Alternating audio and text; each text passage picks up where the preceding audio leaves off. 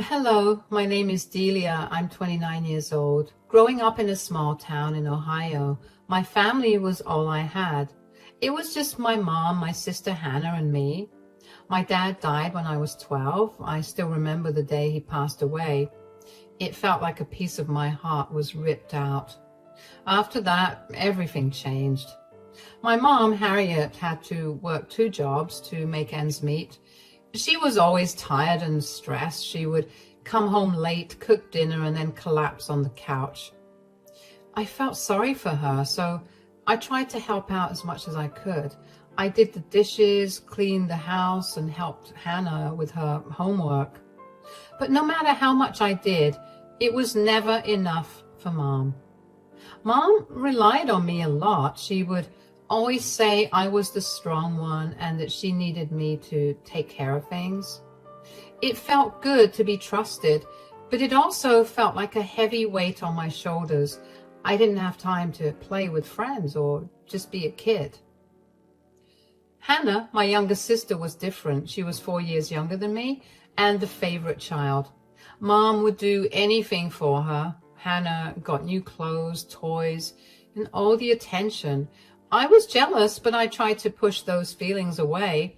I told myself that Mom needed to give Hannah more love because she was younger and needed more help.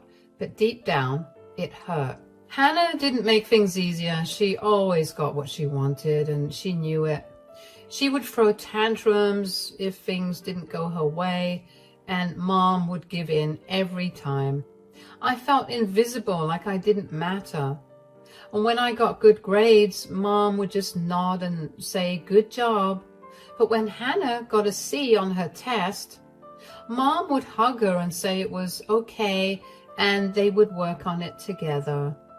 As we grew older, the gap between us widened. I focused on my studies, hoping that getting good grades would make Mom proud of me.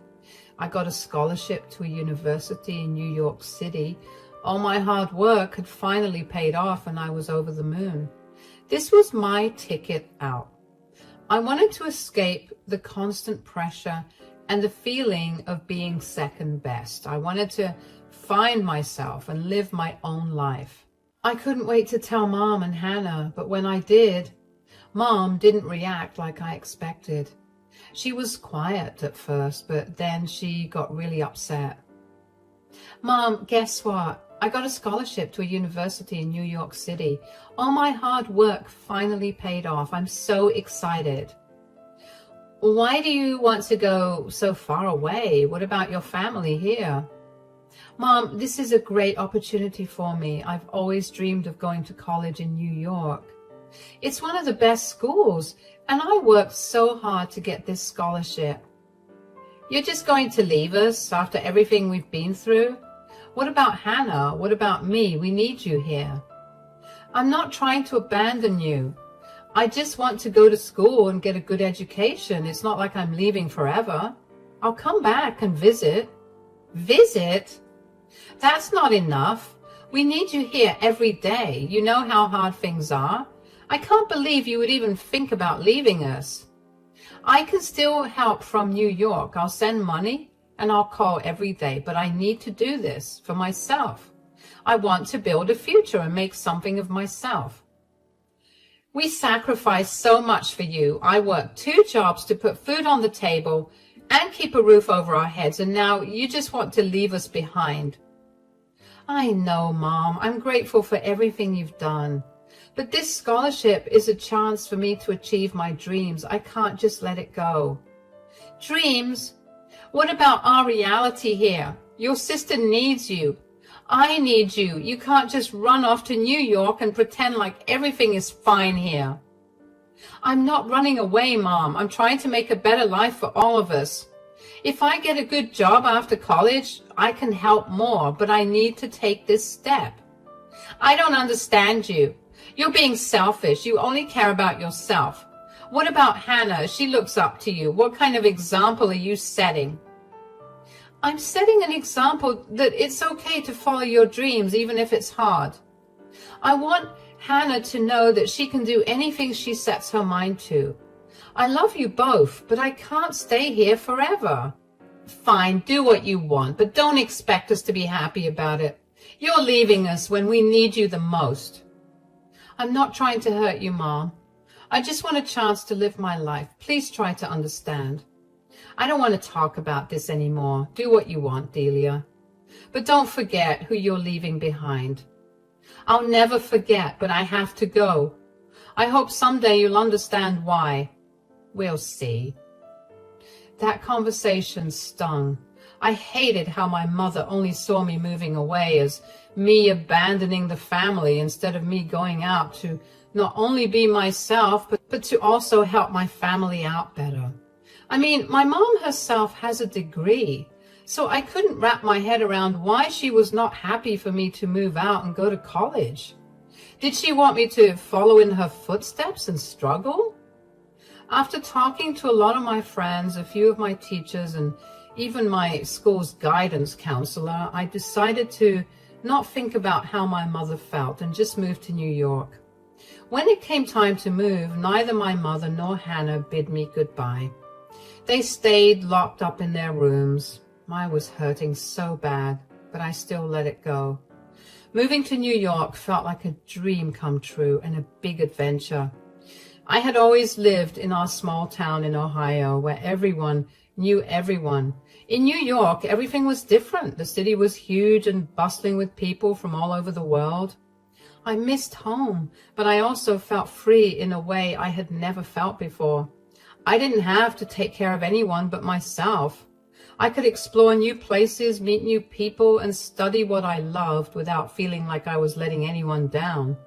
I got a job as a financial analyst and worked hard to build a life for myself. But as excited as I was, it was also hard. Mom and Hannah barely talked to me after I moved. It hurt to realize that they didn't seem to care about my new life or the things I was doing. I missed them, but I also felt like they resented me for leaving. Mom's anger didn't fade quickly. She would bring it up whenever we talked on the phone. She'd say things like, "You think you're too good for us now that you're in that big city," or "You're abandoning your family." It made me feel guilty, like I was doing something wrong by wanting to chase my own dreams. Our phone calls were tense. Mom would say my sister needed me or that I should be there helping them. It was always about them, never about me. Hannah would sometimes call too. She would beg for money or whine about how hard her life was. I felt torn between my love for them and my need for independence. I tried to set boundaries, but it was hard. Every time I said no, the guilt would eat at me. I wondered if I was being selfish, but I also knew that I couldn't live my life for them. I had dreams and goals, and I deserved to pursue them.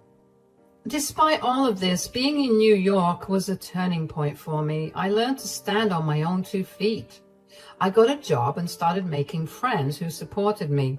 I realized that it was okay to want something different for myself, even if it meant Mom and Hannah weren't happy about it.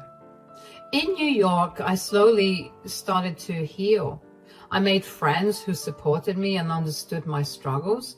I found a therapist who helped me work through my feelings. I began to see that I was not responsible for my mom and sister's happiness. I could love them without losing myself. Of course, Mom and Hannah were not happy with me not prioritizing them, but that was not true. I did do my duties to them as a family, but I stopped catering to their every need. I worked 2 part-time jobs while I studied. I kept one of the pays for myself and the other I sent back home. I have no idea how I managed to do that, but what I do remember is having to deal with Mom's and Hannah's whining when I was dead exhausted. After I graduated from university, I managed to land a pretty good job. Nothing too glamorous, but enough to sustain myself, send a little money back home, and have enough in my savings. However, things between Mom, Hannah, and me only got worse. They couldn't understand why I wanted to stay in the city. Mom constantly brought up my fancy degree and how having that meant that I didn't think of them anymore. They kept telling me how they needed me at home, but conveniently, that was only the case when they needed money. Hannah always acted like she deserved everything and would add that I was never around when they needed me. It seemed like they thought that I owed them all something. Whenever I would bring up the fact that Hannah could start working so that she could provide for my mom and her, my mom would act like I just said the most heinous thing, while Hannah would throw a tantrum about being too tired always, which was usually only a result of her lazing around at home. Regardless, our arguments always came back to me sending them money and not being there with them. I tried to explain that I needed to make my own life, but they didn't want to hear it. In fact, the last big fight we had before the accident was about money. Delia, can I talk to you about something? Sure, what's up? I need a new car, and I was thinking you could help me out with some of your savings. It would mean a lot to me. I know having a car is important, but I've been saving that money for a long time. I have my own expenses and plans. I can't just give it away. But you have a good job in New York. You make a lot more money than we do. It's not fair that you get to have everything and I don't. It's not about fairness. I worked really hard to get where I am. I have responsibilities too. It's not like I'm swimming in money. You're being selfish. You don't even care about us back home. You just want to live your fancy life in the city while we struggle here. Delia, your sister's right. You should help her out. You know how hard things have been for us. It wouldn't hurt you to share some of what you have. Mom, I've been helping you as much as I can. I send money when I can, but I can't just give away all my savings. I have my own life to take care of too. You're so selfish. You think you're better than us just because you moved to New York? We need you here, and you're just ignoring us. Hannah, it's not about thinking I'm better. I just have my own dreams and goals. I can't give up everything I've worked for. We sacrificed a lot for you to get where you are. You owe it to us to help your sister. You can't just turn your back on us now. I appreciate everything you've done, but I can't keep giving up my own life. I need to take care of myself too. See, Mom, she doesn't care about us at all. She just wants to live her own life and leave us behind. That's not true. I do care about you, but I can't keep sacrificing everything for you. I need to live my own life too. You don't care about what we're going through. You're just thinking about yourself. I'm trying to balance both. I've done my best to support you, but I can't give up everything I've worked for. You're just making excuses. You don't care about us at all. You're always in the way of us having a better life. Why is it so hard for you to just give us what we want? Mom has always given you more than she let herself have. You know what, Hannah? Maybe I am in your way. Maybe it's better if I just stay out of it and let you figure things out on your own. How can you say that? We need you here. I'm sorry, but I can't keep feeling guilty for wanting to live my own life. I need to do what's right for me too. Fine, go live your perfect life in New York. We don't need you. That argument was the last straw. After that, I pulled away even more. I didn't want to fight anymore. I needed space to figure out who I was without their constant demands weighing me down. I was tired of always being the one to solve everyone else's problems. Hannah and Mom tried calling me a few times after our fight, but I ignored their calls. I needed space to focus on my own life and not feel guilty all the time. At first it was hard. I missed them and felt bad for not answering. But every time I thought about how they treated me, it made me sure I was doing the right thing. For 3 months, I didn't talk to them at all. The calls and texts from them stopped coming after a while, and I felt a strange sense of peace. I could finally focus on myself without feeling like I owed them something. Everything was going well until one day I got a call from Mom. She sounded scared and upset. Delia, it's me. Hannah's been in a terrible accident. We were driving and everything happened so fast. I don't know what to do. Mom, oh my God, is Hannah okay? Where are you? What happened? We were on our way to the store and then this car came out of nowhere and they crashed into us and I couldn't control the car. Hannah's hurt, Delia. She's hurt really bad. Where are you now? Is she in the hospital? What did the doctors say? Yes, we're at the hospital. They took Hannah into surgery.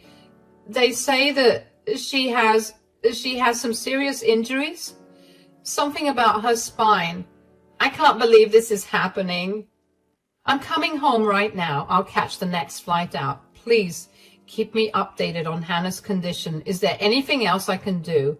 Just hurry, Delia. Hannah needs you. I don't know how this happened. 1 minute we were driving and the next. Please hurry. I'm booking my ticket now, Mom. I'll be there as soon as I can. Stay strong, okay? We'll get through this together. I'm trying. I really am. I'm so scared. Hannah's in so much pain. I should have been more careful. I should have protected her. It's not your fault. Accidents happen. The important thing now is that we're all here for Hannah. She's going to make it through this. I should have been the one hurt, not her. She's so young. She didn't deserve this. None of us deserve this, but we have to stay strong for Hannah. She needs us now more than ever. I know. I'm sorry. I'm sorry this happened. Please hurry home. I will. I'll be there soon. Hang in there. Tell Hannah I love her, okay? I will. Hurry, Delia. I rushed to pack my things and just prayed that Hannah would pull through. The thought of my sister lying in a hospital bed, injured and in pain, filled me with a deep sense of dread. I booked a flight back home as soon as I could. The whole trip, I couldn't stop thinking about Hannah. I felt guilty for not being there. I felt even worse knowing that the last conversation I had with Hannah was a bitter argument. I wanted so badly for Hannah to be okay so that we could make up, but mostly I was scared of what I would find when I got to the hospital. When I finally arrived, I rushed to Hannah's room. Seeing her lying there, hooked up to all those machines, made me feel so sad and helpless. I held her hand and promised I would stay with her.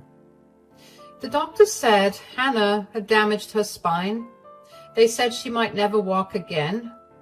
Hearing that was like a punch in the stomach. Hannah was always so active and full of energy. I couldn't imagine her not being able to move around like she used to. Yeah, we had our ups and downs, but that didn't mean that she deserved what she got, or that was what I thought. I stayed with Hannah in the hospital for a long time. I wanted to be there for her and Mom. We didn't talk about our past fights. Right then, all that mattered was Hannah getting better. I helped Mom with whatever she needed and tried to support Hannah as best I could. When Hannah was finally able to go home, I stayed for a while longer. I wanted to make sure everything was okay before I went back to New York. I helped set up her room to make it easier for her to get around. I also talked to Mom about getting help for Hannah. Once I was sure that she was settled in at home and that they had the support they needed, I went back to New York. It was hard to leave, but I knew I had to get back to my life. I had a job that I couldn't take leave from. I figured that I could work overtime so I could send my mom some extra money to help take better care of Hannah. For the first 2 months after Hannah was discharged, I made sure to call every morning and every evening to check in on her. Things were tense between us still, but what mattered was Hannah being alive. Eventually they returned to their old ways. They started begging me to come back home. Mom would say things like, "Delia, we can't do this without you," and "Your sister needs you here." Hearing Mom say those things made me feel so guilty. I loved Hannah and wanted to help, but I also had my own life in New York. I know I'm coming off as entitled here, but the truth is, I knew that with my field of work, it would be very difficult to find a job back in my hometown. I stuck to my word and sent my mom money every single month to take better care of Hannah. Letting go of New York meant letting go of job stability. The last thing I wanted was to struggle like Mom. Mom would remind me of all the sacrifices she made for me growing up. I felt like I owed her, but I also wanted to be my own person. Hannah would call too, her voice shaky and sad. She said, "I need you, Delia. I can't do this without you." I could hear the pain in her voice, and it broke my heart. I was so conflicted. Part of me wanted to drop everything and go back home, but another part of me knew I had worked hard to build a life in New York. The guilt kept eating at me, making me feel like I was failing both my family and myself. After a lot of contemplation, I decided to simply take the matter up with my boss.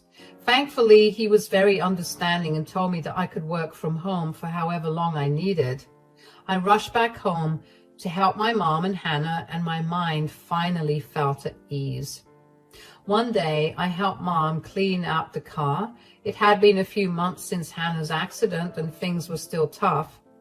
As I was sorting through the stuff in the car, I found a small device under the seat. It was a dash cam. I remembered Mom saying that she got it for safety, but I had forgotten about it. Curious, I took the dash cam inside and plugged it into my laptop. I wanted to see if it had recorded anything before the accident. As the video played, my heart started pounding. I saw Hannah and Mom in the car. They were arguing about something. Then I heard Hannah say, "I'll make sure she gets out of our way." My stomach twisted in knots. The footage showed Hannah driving recklessly, swerving and speeding. My heart sank as I realized how dangerous it was. The video cut off just before the accident happened. I felt a mix of anger, sadness, and betrayal. Why would Hannah do something so reckless? I immediately knew that what she said had been a reference to our previous argument. Was she really that desperate for a car, that she was willing to completely change her life? I felt tears welling up in my eyes. It was hard to believe my sister, who I had always tried to help, could be so careless. I felt a deep sadness for what happened to her, but also a burning anger. I wanted to confront her, but I didn't know if I could handle what she might say. Finding that footage changed everything. It made me question everything about our relationship and the sacrifices I had made for my family. Once the feeling of betrayal subsided, red-hot anger surged through my veins. I couldn't shake the feeling of betrayal and anger. It was clear that Hannah's reckless behavior wasn't just a mistake. It was a selfish act that endangered their lives all over Hannah not getting what she wanted. I had always tried to be there for them, but this was too much. I couldn't believe how reckless and manipulative Mom and Hannah were. I knew I had to confront them, so I went into the living room, grabbed Mom's hand, and led her to Hannah's room, where I called a family meeting. When I showed Mom and Hannah the footage, their faces went pale. Mom started crying, and Hannah looked down, avoiding my eyes. I was furious. "Hannah, how could you? All this because you wanted a car? You don't understand. Hannah was just upset. She didn't mean for this to happen. I can't believe you're trying to justify this. Hannah, you were reckless and selfish. You put yours and Mom's life at risk." "I'm sorry. I didn't mean things to turn out like this. I'm really sorry." "Sorry isn't enough. You could have killed yourselves. How could you be so careless over something so trivial? I just wanted to have a car like my friends. I didn't think it would end like this. Mom, you always defend her, no matter what she does. I can't live in a place where I'm not safe." "Safe? What on earth are you going on about?" Hannah was willing to not only risk her life, but she was also willing to mess with other people's lives. And you, Mom, are willing to defend anything she does. She's lucky only she got hurt. If somebody else did, she'd be thrown in prison. I have to go. I can't trust either of you anymore. "You can't leave us right now." "Why are you always judging me? You think you're better than us because you went off to college. Newsflash, you aren't. You had privileges I never got, and you never thought to share them with me or Mom. Those privileges only came to me because I worked until I almost dropped. Those privileges came to me because my mom made me support the family since I was young. You could have had the same privileges, but you were too spoiled. Mom never let you do anything, and you never had the drive to do things yourself. You've always been so entitled to everything that you never thought about me. You complain about me not thinking about you and Mom? Did you and Mom ever wonder how I managed to survive? No, all you ever cared about was yourselves and your needs. I cannot be around you two anymore. I'm leaving. I need to be somewhere where I feel respected and safe. Delia, please don't leave us. We'll change. Things will be different. No, Mom, I've made up my mind. I'm done with the guilt trips and manipulation. I don't want anything to do with either of you. What about the car insurance? You said you'd help me with it. I'm removing you both from my insurance. I won't be manipulated anymore. Delia, we're sorry. We'll do better. Please don't cut us out like this. I need some space to figure things out. Maybe one day things will change, but for now, I have to go. Fine, leave then. We don't need you anyway. I dealt with a lot of Mom's and Hannah's hand, but seeing what extent they were willing to go to just to get their way terrified me. They completely derailed Hannah's life just because she couldn't get a car. Cutting off my family was necessary for my own well-being. Despite their pleas and tears, I stood firm in my decision. I needed to prioritize my own safety and happiness, even if it meant walking away from the people I loved and cared for. Packing my things was hard. I didn't want to leave the home where I grew up, despite everything, but I knew staying would only bring more pain and resentment. I left without looking back, moving back to New York to start over. After I left, I wondered what would happen to Mom and Hannah. At first, I felt guilty for leaving them, but I knew I couldn't stay in a place where I felt unsafe and unappreciated. For the first few weeks, they tried calling and texting me, begging me to come back. Mom left tearful voicemails, saying how sorry they were and promising things would change. Hannah sent angry messages blaming me for abandoning them. I stayed strong, though. I needed time to heal from all the hurt and frustration. 4 months passed without any contact from them. I focused on my studies and made new friends who respected my decisions. It wasn't easy, but I knew it was the right choice for my well-being. I heard from a mutual friend that Mom and Hannah were struggling.